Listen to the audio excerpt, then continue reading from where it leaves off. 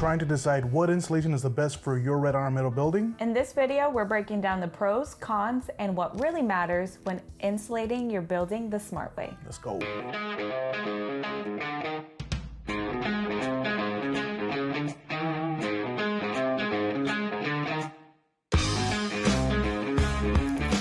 Welcome back, Pack. It's Anadela and David here from WolfSteel Buildings, and in this video, we're breaking down the different insulation options that we offer for our red iron metal buildings, which is spray foam and fiberglass. Yes, ma'am, that's right. So we're not only breaking down what we offer, but also the benefits for each option, and then the R values and the insights of what our clients have done in the past, and ultimately what we recommend here at WolfSteel Buildings for your red iron building. That's right. I would like to point out here at WolfSteel Buildings, our services are not standalone. Right. So I know we also often have comments on this, or we have people call up here. Yep. All of our services that we offer, which range from permitting assistance, concrete, site prep, obviously the building itself, insulation, anything at all the services are only on WolfSteel Buildings. So buildings that we build. So any non-WolfSteel building, we will not go out there and add the services on there. Exactly. So with that being said, let's get to it. Alrighty, David. So first things first, what are the insulation options we offer for our red iron buildings here at WolfSteel? So for red irons, we offer both spray foam and fiberglass. But first, I'd like to point out that each insulation has its own benefits and it's specifically preference to your metal building and your building needs. So one option can be better than the other. So I always want to emphasize what's the use of the building. That's the biggest question. Yeah, so we emphasize that a lot, and you will hear that all throughout the building, the video that we're talking about today is what is the building going to be used for, right? So we emphasize that a lot, and that's why we're here today to talk to you guys and walk you through different options to make sure that we are giving you the tools to provide the best option for you. Pack, we're also going to be doing a giveaway. If you drop a comment down below, we want to know if you have a metal building already. Did we miss any pros and cons associated with the two options we're going to be discussing? Or if you're maybe just shopping around, getting insights on insulation, which would you choose between the two options that we're going to discuss? Drop them down below. We're going to get your name into a raffle within the first 2 days, and then we'll shoot you a message so you can win a giveaway prize, which will be popping up on the screen for you right now. Let's go. Shifting back, David, so metal buildings, insulation is all about protection, performance, and long-term value, right? Metal buildings are made out of metal, right? Which means there's conduction that happens when it comes to different temperatures. Here in Texas, we see all of the seasons in one day. So it can be really hot. Yeah, it can be really hot or it can be really cold, which means your building's gonna be fluctuating a lot. How do you protect your metal building or the interior from this? So the biggest benefit of insulating your metal building, there's actually multiple benefits. So one is thermal control, which obviously if you're gonna spend a lot of time in your building, you have a lot of hobbies, you wanna spend time in there, that's the biggest one. Condensation control, obviously metal naturally sweats, so you want to make sure you have that protection on the metal building itself. Energy efficiency, going back to if you're going to spend a lot of time in your building, your hobbies, you have HVAC in there, that AC unit is going to continue to run if you don't have the proper insulation if it's not done correctly. And then lastly, the building longevity and protection. You know, spray foam, fiberglass, both are great options, and it just overall protects your building and protects your investment, basically. Correct, yeah. And you're spending a lot of money on this, so you want to make sure that you're getting the best use out of it. Make sure it's done right. Correct. So spray foam is going to be the first option that we're going to be going over, and it's quickly became very popular for metal buildings. I want to talk a little bit about what is it, what is the R value that we get with it, what are some pros and cons that we have seen from our personal experience, and then of course, what do you guys hear from clients after they've gotten their, their building and they've kind of been in there and they kind of see the difference. Yeah, for sure. So spray foam is a polyurethane material that's sprayed as a liquid form, but it gets hard whenever whenever it dries out.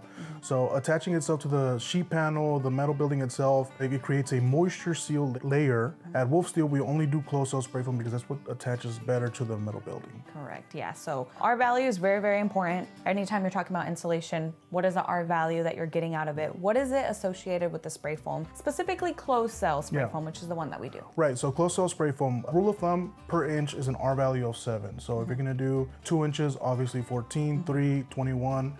Typically here for a metal building, we recommend minimum, 1 inch maximum 3-inch, because after that, it just, it could affect the integrity of the building itself. Yeah, so the max that we'll do for 26 26 gauge, gauge panel building, is 3 inches.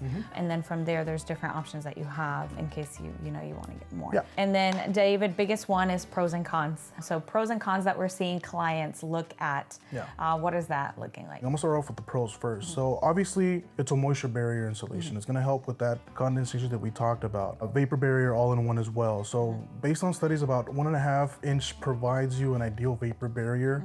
Seals very well. It's Every little crevice. Yeah, it expands and it's just gonna seal up the whole entire building, minimizing any airflow and things like that. So obviously as well, longevity. Like I mentioned, it hardens. It's solid. It's not broken down easily with nature and like being exactly. Yeah, exactly. Yeah. Another big thing is it's sprayed on. Once it's sprayed on, you're pretty much guaranteed that R value that you get on it. So Yes. our team has to go around and they have like a machine that they go through and verify that it's 1 inch Actually, or 2 inch. Yeah. So it's a little. I wouldn't know exactly what it is, but I know that it's in order. Detects the Yeah, it R value. gauges to make sure that it's evenly sprayed within like the 1 inch, and it's guaranteed that you're getting that after the installation if it's sprayed correctly. Okay, cool. Well, actually, one benefit about doing the spray foam too is that if for whatever reason it just doesn't fit in the budget right now, we can always do it later. We'll always prepare the building for it. Like we'll add the foam gap enclosures because those are done whenever we put the panels on. But if you're gonna want to spray foam at a later date, we can always go back and do that again. It's not a standalone product, but if it's one of our buildings, we'll go back and do it. Yeah, you definitely just need to talk to the team, because we can't give you the price when you build it. It would be the price that at the time that you're wanting to get it. Exactly. Of course, there's a couple things that can be maybe a little bit tedious, and it's like if you've started using the building, you're gonna have to like move everything out, things like that. But that's a really big pro. It's like I want insulation, but it's not necessarily a necessity right now. I don't have it worked into the numbers that I originally budgeted for. We can come back and do it a couple months later. Things like that. So definitely. Another pro is obviously it adds structural integrity to the building itself. We mentioned it gets really hard. So whenever that happens, obviously the building just becomes one solid block. It's gonna help with noise damping as well. Hail, we get a lot of hail here in North Texas especially. We're in Tornado Alley. That spray foam is gonna help, take care of that building very well, take care of your investment. And it also helps with noise dampening. So it provides that. Fun fact, I always tell Adbo, every tour that we go to that he goes on that has spray foam, he's like, look at how solid this is. He's like, solid. I'm like, okay, you can't go around banging on customers' buildings. Yes, we're trying to prove that it's solid, but You do spray foam.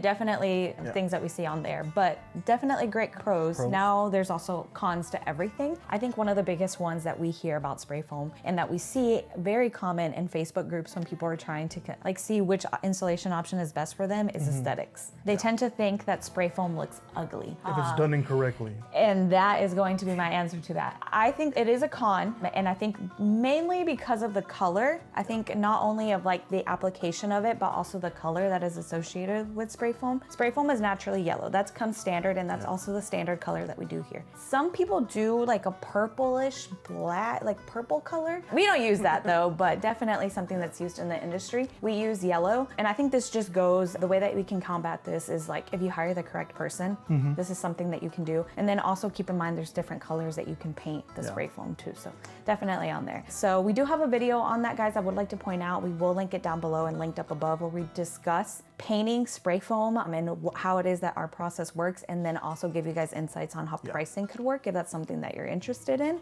But again, it's an additional cost, so makes it more expensive. Another big... It makes it nicer. It does make it nicer, but it makes it more expensive. So everything is with the color. Pick your battles. Pick your battles. Another one, and I think this is probably one of the biggest cons that I would say associated with spray foam, is going to be if you are changing your panel. You just mentioned this is a liquid that gets attached, that hardens and attaches and air seals to the building. If you have damage to a panel and you need to replace that panel, you will have to remove that panel, we will need to cut into that spray foam, right? And then respray it. Yes, and respray it, correct. So it definitely can be done. It is just more of a tedious process. Once that does happen, the respray that you just mentioned, there's two things to keep in mind. I think we've talked about this in a couple videos, but we don't emphasize it too much. If you're needing to do it, you will have the potential of that spray foam being a little bit of a different color, and then also even the panel itself might be slightly different because it's not from that same coil. There could be slight changes in those. Another big one is going to be leaking. If for whatever reason you do have leaking leaking issues with your building, it's harder to detect that leak. And the reason that is because spray foam, especially, I wish we had the installation options that we have. I don't think we have them in here, but if a customer comes in, we can show them, right, the difference between open cell and closed cell. Closed cell is a lot denser and it's hard. Again, adds that rigidity to the panel, and it's not very porous. So the water won't just kind of go through it. So with that being said, if you have a leak maybe a little bit higher up, it can run on the roof and it can run all within, and that can be confused as seepage. Definitely things that could be done on there, but there's things that you can work around in those senses that we can look at, and there's ways that we can have to detect those kind of things. Another one is going to be if your building's not properly prepared. One of the biggest parts of spray foam is the prep work. They go in there and they start masking everything off. So if you have electrical panels, if you have windows, overhead doors, anything like that, it needs to be just like your painting. You need to start kind of taking care of everything, even the ground down below. With that being said, if it's not done correctly, you can have oozing or overspray. Yeah, I personally have gone out there and seen that firsthand, and we tried to take care of it and clean it up, but it wasn't happening. Yeah, so we've actually had personal experiences with that kind of stuff. Yeah, so that's why you guys asked the team on there of like, if you're getting spray foam, that's where the foam enclosures are very, very important. So I hope my team is showing you guys information on this, because very hard for you to get it off. You might have to replace any panels or things like that. Yes, correct. Another option that we offer, David, is obviously our fiberglass installation. Very different from spray foam. This is commonly known as bat insulation in the industry. It is a lightweight, non-combustible glass fiber blanket, essentially. I was getting tongue-tied there. But it has a reflective barrier on one side, and then it has a white plastic backing on the other side. As commonly associated, our value with this is approximately 3.33 per inch. Per inch, correct. So we only offer a 3-inch for our red iron buildings, which gives you an R value of 10. If you're wanting more than that, we also offer the double layer, which gives you an additional R value, and it comes around, what, 19, 20? 19 to 20. Fun fact about the double layered, we only do those in bolt up. I want to make sure we preface that. Double layered is only for bolt ups. Red iron buildings, weld ups, and bolt ups. Correct, yeah. Correct. We've done that before. There's a video, check it out. Pros associated with fiberglass. Just like spray foam, it's a moisture barrier, it's an insulation, it's a vapor barrier, it's all in one. It's just similar to any spray foam. But the aesthetics of it, that's personally, I like the fiberglass a little bit better. I'm gonna be a little bit biased, but depending on the use of the building. If it's just like a shop, that fiberglass, it looks pretty sick. Especially, we had one where we did a black frame painted with that white backing. We'll be popping it up on the screen. We will be popping it up on the screen on there, but yes, definitely makes a difference. So that white backing looks phenomenal. We also do black backing. We've done that before for a specific client of ours, but that's also an option. Just like spray foam, you could paint it black. These come with the black backing as well. Yeah, so white and black on there. Again, people do tend to like it a little better than spray foam. You just mentioned it's one of your favorites. Yeah, just depending on the use of the building again. The biggest pro is that going back to changing panels if a panel gets damaged, the fiberglass is a lot easier to work with. You take that panel off, you screw it back on, and you don't have to deal with it anymore. You don't have to re-spray foam, nothing like that. So, and another benefit is that if clients like it, that once it's done and it's installed, that's it, you're done with us, we don't have to go back, you can get rid of us once and for all. Yeah, unless we're gonna be recording, guys, we'll reach out to obviously get your project if you allow us to go back, get your project on there, see. So you might not be done with us. Yeah, you might not be done with us just yet, but we'll do it right away, guys. We'll be out of here pretty quick. Another cool thing about it that I've personally experienced is that sound whenever you're inside. So if you like it does help with sound dampening. If you like ASMR, go and get fiberglass, go inside your building whenever it's raining. It's very soothing. I don't know, are you one of those people who have to sleep with like rain sounds? Imagine falling asleep inside your metal building.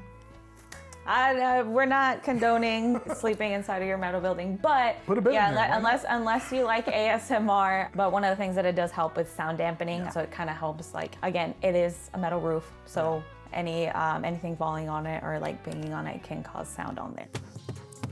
So one of the things that actually we're seeing is some of the pros of spray foam can be cons of fiberglass or vice versa. Yeah. So one of the things on the cons on here, it needs to be worked into your budget right away. So unlike spray foam that we can come back, we cannot come back to add your fiberglass. Right. You mentioned that here, and I would like to re-emphasize one of the cons that you're mentioning that clients like is once the installation is done, we're done with pretty much everything unless you're getting like doors or things like that. Yeah. But with spray foam, we need to come back once the building has been completed completed, we need to come back to spray foam the building. Exactly. With fiberglass, it is done during the time of its installation. So it is pretty much your sheet panel, the fiberglass, and then the framing, right? So there is a couple models that we've seen where they kind of like retrofit it to put it in there, but again, you could be losing the R value that's associated with it because it could be correctly, right? Also, shorter lifespan, there is a possibility of heat, especially here in Texas, affecting the fiberglass fibers itself, which can again deteriorate some of your R value. Biggest one that I would probably associate, with fiberglass is going to be your plastic backing. It is exposed, so if you have kids or if like the workshop or anything like that where you could puncture it, or if you could tear it, there's that possibility of losing that R value that's associated on there. And then also again goes with losing R value, the next con would be there's a possibility of if it's not installed correctly, so hiring someone who maybe doesn't have as much experience, the correct contractor will install it correctly, but if installed incorrectly, there's a possibility of not getting that R value because maybe there's air leakage or anything of that sort. So things that actually goes hand in hand with anything that you do. Yeah. If it's not done correctly, you're not going to get the entire value of the whole project itself. So, correct. Actually, fun fact about the fiberglass, something to keep in mind is that we actually use longer screws. So, because fiberglass, obviously 3 inches, you want to have those screws to be able to penetrate through the whole thing. Yeah. So again, the importance of having a correct contractor because maybe they don't adjust the screws for the type of building. Those could be issues that could even cause like oil canning or like big issues. Bulging on there. Pack, don't forget, if you guys are finding value in this video, make sure to like it, subscribe to the channel, and maybe share it with someone who you know is thinking about different installation options so that they can get some more insights. I know who I'm gonna share it with. Are they gonna buy a building for us? He is. He's just got to save up money for it. Oh, okay. All right, David, we're officially at the part where I want to go over a little bit about what we've heard from our clients and then also recommendations that we give from a WolfSteel Buildings perspective. We've done a lot of different builds, some with spray foam, some with fiberglass. What are the clients saying after they've already been using their building? Why should they choose one over the other? Yeah, so spray foam naturally gets the higher praise just because it's the more common right now. Yeah, it's most common right now. Texas gets very hot. Spray foam is going to maintain that R value. It gets hard. It solidifies the entire building. So spray foam typically gets a little bit more of a higher praise. They love how it prevents condensation. It has that thermal break. It can hold up over time. It's just great feedback. Yeah, overall. we just get great feedback overall. And then also we've seen a lot from like our spray foam teams, just how clean. Oh yeah, that's one of the biggest one. So I've always said spray foam is an art. Yeah. The way you apply it, the smoothness whenever it's done. Bill, I think mentioned it a few times, is that there's bubbles here and there, and if it's done correctly, there's gonna be minimizing of that. So correct. For sure. And then fiberglass, also just going off of fiberglass, people really appreciate the fact that it's like a one and done. Like once it's been installed, we're done. You can start using the building. There's no need for those follow-up visits, as you mentioned. It's also very clean and like easier to maintain. I think you've done a lot of commercial projects where they opt for the fiberglass, and that is just because the spray foam, it can attach. It is like, has that porous. So any extra or like dirt, or I couldn't think of the word, but like dust attaches to it versus like the fiberglass can just kind of wipe it off. So easier on there. And then also the white backing opens up the space really well. So different things on there. But when we talk about pricing, what are we looking at pricing wise between the two roughly? So pricing wise, 1-inch spray foam and fiberglass typically runs around the same. Fiberglass might be a little bit more cost effective, but with the labor intensity to install it, it kind of evens out. Yeah, so unless you're gonna paint it, then spray foam is gonna be a little bit more expensive. But typically, spray foam is more expensive if you're gonna do, obviously, a 2-inch as well. Correct. It's a very important question. What do we recommend from a WolfSteel perspective? Going back to the beginning of the video, what are you using the building for? That's the biggest question. What kind of R value do you want in your building? Do you want that vapor barrier protection? Do you want that structural reinforcement? Like if you're in a high wind area, I would probably recommend spray foam a little bit over fiberglass. So yeah, closed-toe spray foam might be a little bit up front, higher cost, but overall it's gonna be better off if you're gonna keep the energy in the maintenance. Fiberglass, if it's just gonna be just a shop, just a garage, things like that, you want that, clean look, moisture resistance, insulation, that noise damping, fiberglass might be your best option. Yeah. Also easier replacement on the panels, which I would say is probably the biggest one on there. Pack, we do have a video where we're going over if you're insulating, you're gonna go through either fiberglass or spray foam. We do have a video where we're going over the importance of the insulated accessories. David, I think you're in that video with Advil. I will be linking it down below and also up above for you guys to watch. Because as we've been mentioning, choosing your right insulation is just a small detail in all of this. One of the bunch of things that you have to look into. These projects can be very extensive, but it is also very big because it does impact decisions that you will be feeling later on, like comfort, durability, and then also just performance of the entire building to be able to use it the way that you want to. Don't forget, guys, though, we do have a giveaway. And again, if you are shopping or you're just kind of interested in metal buildings, right? Because we also have people who watch us on that. Which would you choose between the two options that we have down below? Or if you have a metal building already, did we miss any pros and cons if you have spray foam or fiberglass, anything that you've seen? Comment down below. Yep, if you comment down below, we're gonna choose one winner and we're gonna either give a t-shirt or this WolfSteel Buildings Yeti water bottle. We did steal this from James, our planning manager, so we do have to give it back, but so it won't be used, guys. It will be a new one. But don't forget to like, comment, and subscribe to all of our videos so you can continue learning more about metal buildings or just getting ideas on different builds that we do. We do have a lot of cool projects. We always mention it, but we will see you guys in the next one. What's up, Pack? Remember to stay up to date with everything that we're up to by checking out our social media. You can find us at WolfSteel Buildings for behind the scenes action. We share our latest projects, update on what the team is working on, and all the exciting progress happening in real time. Don't miss out on the action, and remember to give us a follow.